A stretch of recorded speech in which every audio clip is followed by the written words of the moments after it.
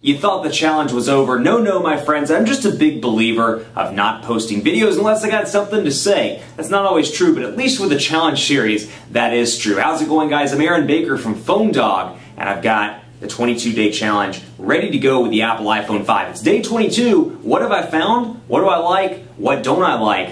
Let's find out. Full admission here, I've got some weird songs when it comes to my running playlist, but you know what? All these are motivational in some way or have a beat in some way that really get my creative juices flowing when I'm running, get those legs a-working. Although I'm not quite sure why booty work one cheek at a time is listed in there, but we can get rid of that. Actually, I've been meaning to get rid of that, but I've just forgotten, so let's go ahead and delete that a while now. But you know what? Never Say Never by Justin Bieber. You know, call me what you will, but I think that's a very motivational song when I'm running. So you know what? We'll pop it in and we'll turn it on. I absolutely love and really miss... Ooh, that's loud.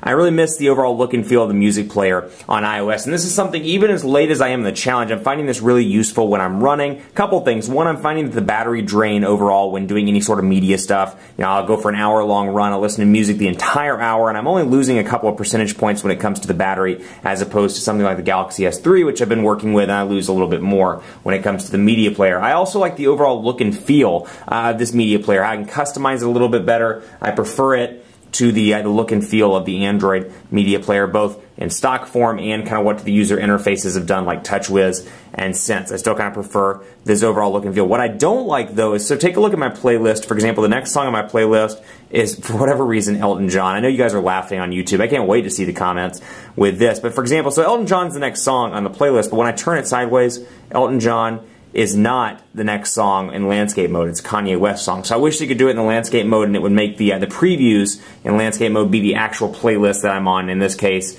the running playlist. So that would be particularly nice. But you know what? You've got a couple different songs in here. I've got the Now Playing. I like this. I like the look and feel. And they've cleaned this up a little bit in iOS 6, and I think it's really beneficial. Something else I'm really enjoying all around is the ability to auto-sync stuff. So when I buy stuff on iTunes, and I'm an old-fashioned guy when it comes to music, I use Spotify every now and again, but I really like to own my music. So when I like a song, or I'll find a song on Spotify that I like, I'll immediately go to iTunes and buy that song. And I just find it to be challenging with the Galaxy S3 or the Galaxy Note 2 or the One X Plus.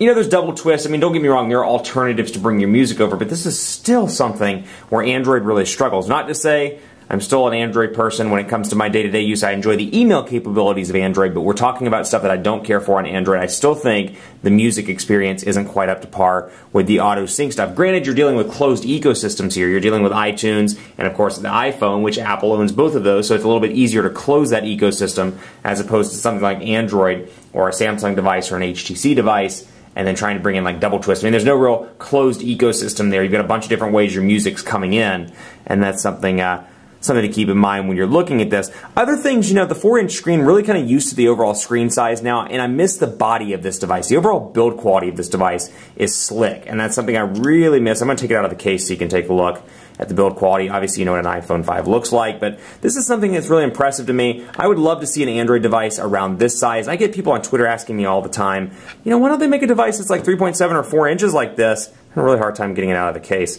3.7 or 4 inches like this, and you know, it has the same build quality. Something beautiful, metal, something that looks like this, feels like this, but as an Android device. And I say, you know what, I'd love to see that. Thin and light, got kind of an industrial look and feel to it, but runs Android.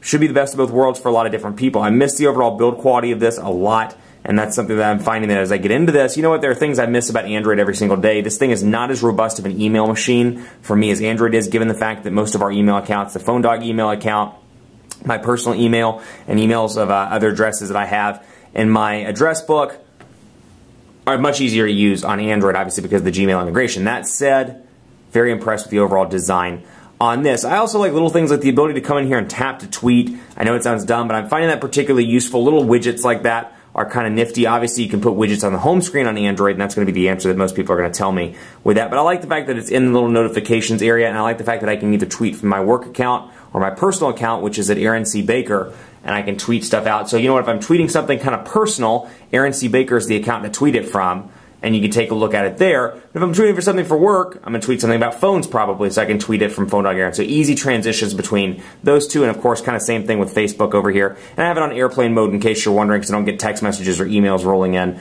while we're shooting this video. But same thing with Facebook. I can make it friends or private only. I can add a location and quickly and easily do that from there. So there are things I like about it, but I'm still kind of chugging along with this challenge. Stay tuned for a couple more videos on the iPhone 5 challenge to see how well I do. Hit me up on Twitter. As you may know, I'm leaving Phone Dog at the end of the month. December 31st is my final day. Let's keep in touch, though. I'd love to hear from you, both before and after, at PhoneDog_Aaron. That's the work account. I'm going to be getting rid of that account on the 31st. It is not my property. My Twitter account that you can follow me at forever, and I'll make announcements about my 2013 plans at Aaron C. Baker on Twitter, and then on Facebook at facebook.com/HiAaronBaker.